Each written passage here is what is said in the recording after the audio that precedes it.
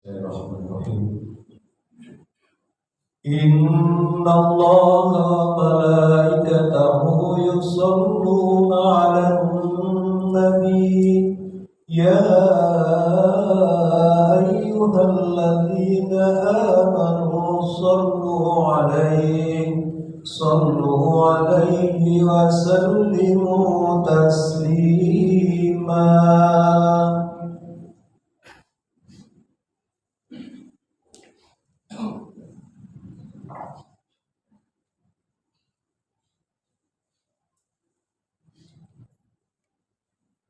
Assalamualaikum warahmatullahi wabarakatuh.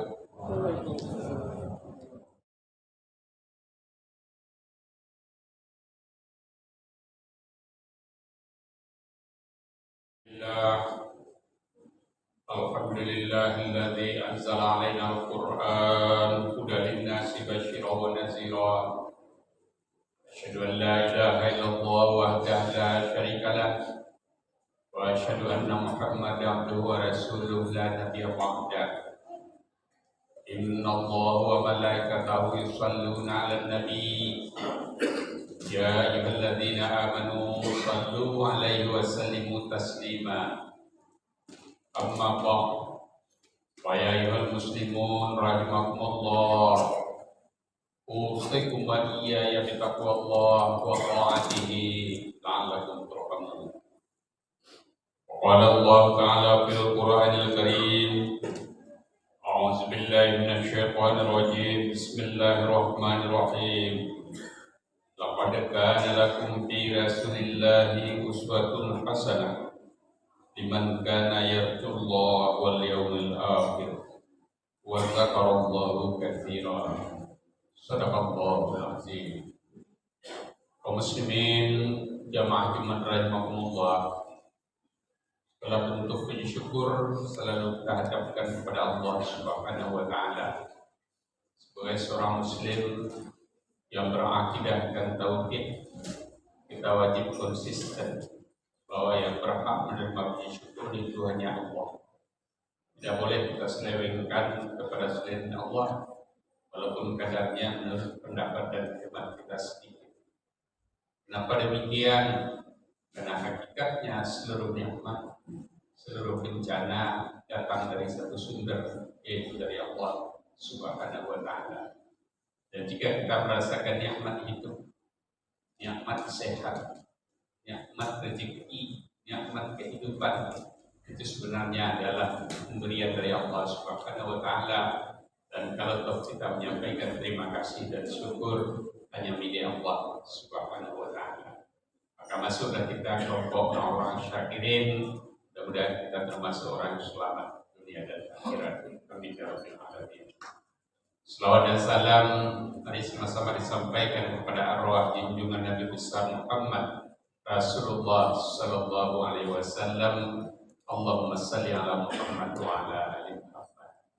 Kaum muslimin hadirin yang berbahagia, bulan ini adalah bulan Maulid Rasul. Dalam Al-Qur'anul Karim Allah perintahkan kita untuk mentauladani kehidupan rohaniah, kehidupan keagamaan, yaitu hanya kepada Rasulullah sallallahu alaihi wasallam. Sementara kalau untuk kehidupan duniawi kita boleh menggunakan pemikiran, boleh menggunakan ilmu, tapi kalau untuk kehidupan agama, kiblat kita, contoh tauladan kita hanya Rasulullah sallallahu alaihi wasallam. Dalam Al-Qur'an surat Al-Ahzab ayat 21 Allah telah berfirman, laqad kana lakum fi rasulillahi uswatun hasanah. Sungguh pada diri Rasulullah contoh tauladan yang baik. Tidak ada tauladan yang lebih baik kecuali Rasulullah. Kita bisa menyuruh orang, tapi tidak bisa menjadi tauladan. Banyak di antara orang yang pintar, mereka bisa mengarahkan orang lain, memerintahkan orang lain, memperbaiki diri orang lain, tapi kehidupannya tidak bisa menjadi tauladan. Kenapa demikian? Karena kehidupan setiap manusia pasti compang-camping. Apa yang dimaksud dengan compang-camping? Bahwa kehidupan Rasulullah seluruh elemennya nilainya 10. Bagaimana 10-nya? Sebagai anak Rasulullah itu beliau tidak pernah melawan kepada orang tuanya atau neneknya atau pamannya, tidak pernah membentak, tidak pernah berkata kasar. Maka nilai beliau kalau ditanya kepada paman dan kakek beliau, nilai beliau 10. Kita belum tentu, mungkin kita termasuk anak yang durhaka kepada orang tua, lawan kepada kakek. Sebagai suami, manakala ditanya kepada istrinya, bagaimana akhlak Rasulullah kepada kalian? Seluruh istrinya menjawab, beliau adalah orang yang terbaik. Nilai beliau 10 di mata istrinya. Belum tentu kita bisa begitu. Sebagai bapak, kepada anak-anak, beliau adalah orang yang sayang. Maka nilai beliau menurut anak-anaknya 10, karena beliau adalah orang yang sayang kepada anaknya. Sebagai orang yang bekerjakan orang lain, ada budak beliau 10 tahun bekerja dengan beliau. Bagaimana kesanmu tentang Rasulullah? Saya belum pernah dimarahi, saya belum pernah dihardik, dan saya belum pernah dikasari oleh Rasulullah selama 10 tahun. Tidak ada di antara kita yang mampu sedemikian. Sebagai pimpinan negara, nilai beliau bagus. Dari manapun kita lihat sisi beliau sebagai umat hamba Allah, beliau adalah orang yang taat. Sebagai seorang manusia, hati beliau bersih. Sebagai orang menerima rezeki, adab kerezekian beliau sempurna. Maka tidak ada manusia yang nilainya rata-rata 10 kecuali Rasulullah. Yang lain ada, tapi mungkin tak semua. Di antara kita mungkin sebagai suami baik, tapi sebagai bapak belum tentu. Ada di antara kita yang sebagai bapak baik, tapi sebagai suami kita tidak termasuk orang yang baik. Sebagai anak belum tentu kita yang baik. Sebagai orang yang mencari rezeki belum tentu kita orang yang jujur. Rasulullah seluruhnya 10 nilai beliau. Maka Allah proklamirkan dalam Al-Quran, laqad kana lakum fi Rasulillahi uswatun hasanah. Tidak ada orang yang lebih baik kamu tiru dalam hidupmu. Kalau kamu ingin sempurna hidupmu, baik hidupmu, kecuali Rasulullah Sallallahu Alaihi Wasallam. Liman kana yarjullah, siapa yang berharap hidupnya ridha Allah di akhirat kelak, dia juga diselamatkan oleh Allah. Wa zakarallahu katsira, dan dikala dia hidup di dunia, dia adalah orang-orang yang selalu berzikir. Kaum muslimin hadirin yang berbahagia, kita bertanya, kita di Pekanbaru dan hidup pada hari ini, apa hubungan kita dengan Rasulullah? Kita tidak satu daerah, tidak ada hubungan darah, tidak ada hubungan tanah air, tidak ada hubungan nasab. Tahun kehidupan 13-14 tahun yang lalu beliau hidup, tidak ada yang jumpa, foto beliau saja kita tidak jumpa. Di mana hubungan kita dengan beliau? Kita harus tegas, dan ini harus pasti. Kita harus tahu apa hubungan kita dengan Nabi Muhammad. Tidak sekampung, tidak setanah air, tidak sedarah, tidak satu generasi, fotonya aja kita tidak bisa lihat, entah iya atau tidak. Akidah menunjukkan kenapa kita percaya dan menerima beliau, apa hubungan dengan beliau. Para ulama sepakat, kalau kita bahasakan dengan bahasa biasa, hubungan saya dengan Rasulullah adalah hubungan kepercayaan. Kalau bahasa agama, hubungan saya dengan Rasulullah adalah hubungan keimanan. Saya percaya dan beriman kepada dia, bahwa agama yang dia bawa menyelamatkan hidup saya dunia dan akhirat. Ini harus tegas, karena ini tauhid. Siapa yang menjamin? Tidak beliau, tapi Allah yang menjamin. Agama yang dibawa oleh Rasulullah menjamin selamat dunia akhirat. Kalau kita ikuti, dijamin oleh Allah Subhanahu wa ta'ala. Inna dina inda Allah Islam. Agama yang aku akui kata Allah adalah agama Islam. Dan ini agama yang dibawa oleh Rasulullah. Kalau hubungan kita hubungan kepercayaan, maka kita bersyahadat, diikrarkan di hati, asyhadu an la ilaha illallah wa asyhadu anna Muhammadar Rasulullah. Saya tidak tahu dengan Allah kalau tidak Nabi Muhammad yang memberitahu. Saya tidak pandai bersyukur kalau Nabi Muhammad yang tidak mengajar saya bersyukur. Saya tidak pandai cara beribadah dan sujud kepada Allah kalau tidak Nabi Muhammad yang mengajar. Nabi Muhammad juga tidak pernah mencalonkan dirinya menjadi nabi kalau tidak ditunjuk oleh Allah. Sekarang orang tidak bisa jadi gubernur kalau tidak mencalonkan diri. Rasulullah tidak pernah mencalonkan diri jadi rasul. Orang tidak bisa jadi bupati kalau tidak mencalonkan diri. Jadi RT saja kita tidak bisa kalau tidak mau mencalonkan diri. Rasulullah tidak pernah mencalonkan dirinya, tapi Allah yang memilih dirinya.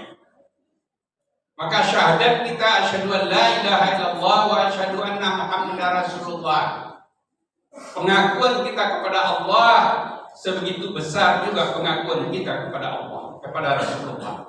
Kita tidak tahu tentang Allah kalau tidak Rasulullah yang memberitahu. Dan kita juga tidak mengakui Rasulullah kalau tidak Allah yang menjamin. Maka syahadat itu tidak boleh kita potong-potong. Dia adalah seperti mata uang, dua gambar kiri kanan.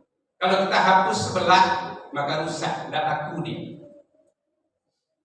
Itu syahadat. Kaum muslimin hadirin yang berbahagia.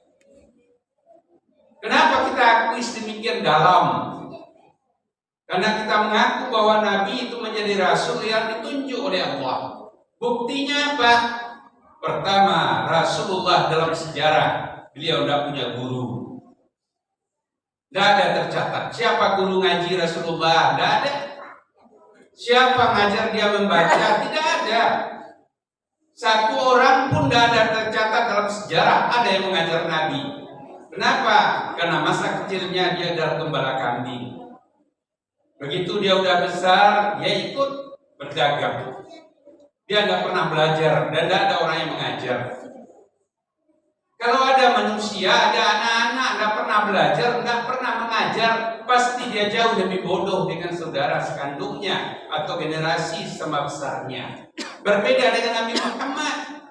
Di masa itu beliau adalah anak yang paling pintar. Dan dikala beliau remaja, anak yang bisa dipercaya. Dan orang suka dengan tutur katanya, padahal dia tidak pernah belajar, tidak ada yang mengajar. Dan orang menghargainya, dia tidak pernah diajar kemuliaan adab, tapi dia beradab. Siapa yang mengajar Rasulullah? Jawabannya adalah Allah Subhanahu wa Ta'ala. Allah yang membimbing langsung. Wa ma yantiqu 'anil hawa illa wahyu yuha. Muhammad itu dulu tidak pernah bicara kecuali wahyu. Kapan wahyu turun? Umur 40. Sebelumnya apa namanya? Irhas. Apa itu irhas? Di masa anak-anak langsung diilhamkan oleh Allah pada hatinya. Seperti Nabi Isa bisa bicara, itu irhas. Nabi Muhammad dari kecil telah dibimbing oleh Allah dengan irhas. Allah yang mengajar.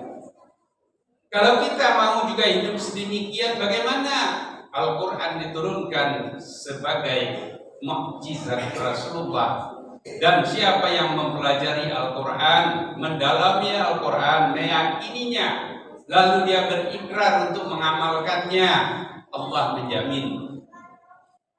Apa jaminan Allah? Karena aku beri dia ilmu yang dia tidak pernah pelajari sama siapa-siapa, karena aku yang memberikannya. Laduni, dari sisiku, kata Allah Subhanahu wa Ta'ala. Kaum muslimin hadirin yang berbahagia. Yang kedua, Rasulullah itu akhlaknya baik. Hari ini kita menonjolkan ketinggian IQ. Orang dianggap pintar kalau pikiran otaknya cerdas. Tapi orang tidak dihargai kalau akhlaknya baik. Rasulullah kecerdasan otaknya diakui tinggi. Tapi yang paling tinggi bagi Rasulullah adalah akhlaknya. Apa kata Allah Subhanahu wa Ta'ala? Wa innaka la'alim khalqin azim. Muhammad itu ditinggikan derajatnya karena dia punya akhlak yang tinggi dan mulia. Bagaimana akhlak Rasulullah? Pertama, beliau tidak pernah berdusta.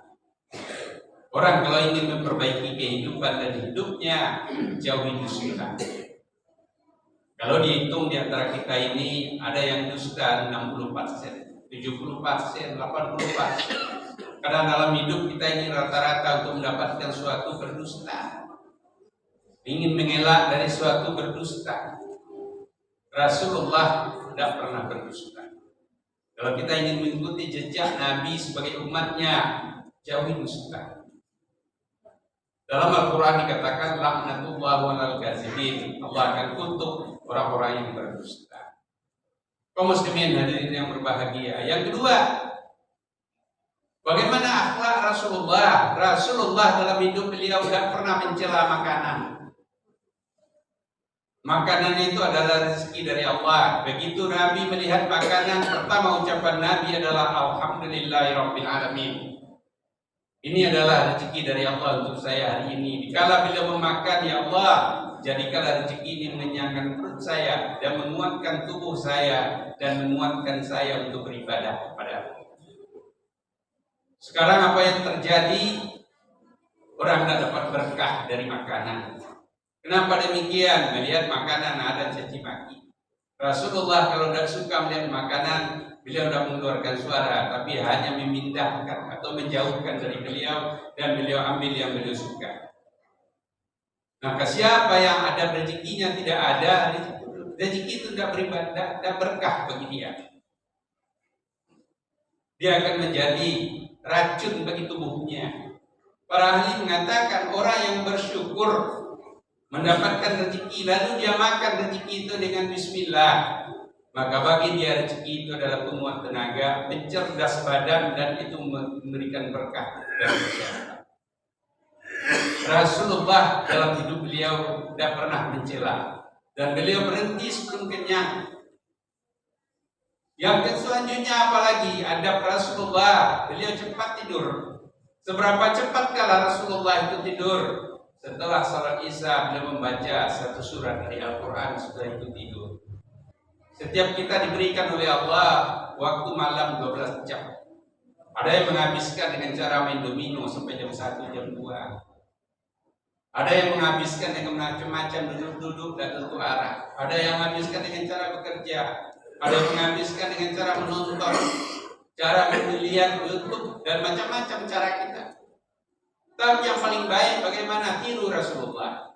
Bagaimana Rasulullah menghabiskan malam beliau setelah salat Isya, beliau membaca satu surat dari Al-Quran. Setelah itu beliau tidur. Seberapa lama beliau tidur? Kalau beliau letih, beliau bangun di ujung malam sekitar jam 4. Kalau beliau sudah letih, beliau bangun di awal malam sekitar jam 1 atau jam 2. Kalau hidup beliau sedang-sedang, beliau terbangun sepertiga malam sekitar jam 3. Apa yang dikerjakan Rasulullah itu beliau bangun? Satu adalah salat. Yang kedua baca Al-Quranul Karim. Allah berikan berkah. Ada satu rahasia. Kita tahu bahwa umur Rasulullah itu 62 tahun, 63 tahun. Tapi beliau tidak pernah sakit. Padahal hidup beliau adalah orang yang susah, makannya susah. Suasana berperang. Beliau mondar-mandir dari Mekah ke Madinah. Kita udah, siapa yang pernah ke Arab udah coba. Bagaimana kalau seandainya masa itu berjalan kaki atau naik onta? Betapa beratnya. Tapi dalam sejarah Rasulullah tidak pernah sakit. Kita berkecukupan, makan cukup, segala cukup, tapi tidak lepas dari penyakit. Apa rahasianya? Ternyata kalau ingin meniru kehidupan Rasulullah, hati beliau bersih. Ibadah beliau sempurna, akhlak beliau tinggi. Rasulullah tidak pernah dendam. Beliau mampu memberikan maaf kepada orang lain. Akhlak adab-adab beliau untuk makan rezeki cukup. Pola hidup beliau benar. Kalau kita ingin melihat kehidupan Rasulullah, hati beliau baik, tutur kata beliau baik. Rasulullah tidak pernah marah dan tidak pernah menyesal dan tidak pernah berkata kasar karena hati beliau baik. Pola hidup beliau benar, pola makan beliau benar, pergaulan beliau dengan orang-orang yang baik. Maka siapa yang makan yang baik, hidup dengan cara baik, maka dia akan diberikan oleh Allah kesehatan yang baik. Kalau kita ingin meniru jejak Rasulullah SAW, salah satunya kita wajib membuka Al-Quran dan sirah Rasulullah. Aisyah pernah ditanya, wahai Aisyah, bagaimana hidup Rasulullah, adab-adab beliau bagaimana? Engkau buka Al-Quran dan itulah Rasulullah. Ada orang yang baca Al-Quran, ada sahibul Quran, dan Rasulullah adalah ahlul Quran. Beliau adalah adab-adab akhlak beliau Al-Quran yang jalan, maka beliau sehat selama hidup di dunia. Insya Allah kalau kita ingin sehat secara jasmani dan rohani, tidak ada panduan yang lebih baik kecuali mengikuti jejak-jejak Rasulullah Sallallahu Alaihi Wasallam. Barakallahu li wa lakum fil Qur'anil azim wa nafa'ani wa iyyakum bi tilawatihi innahu huwal ghafurur rahim.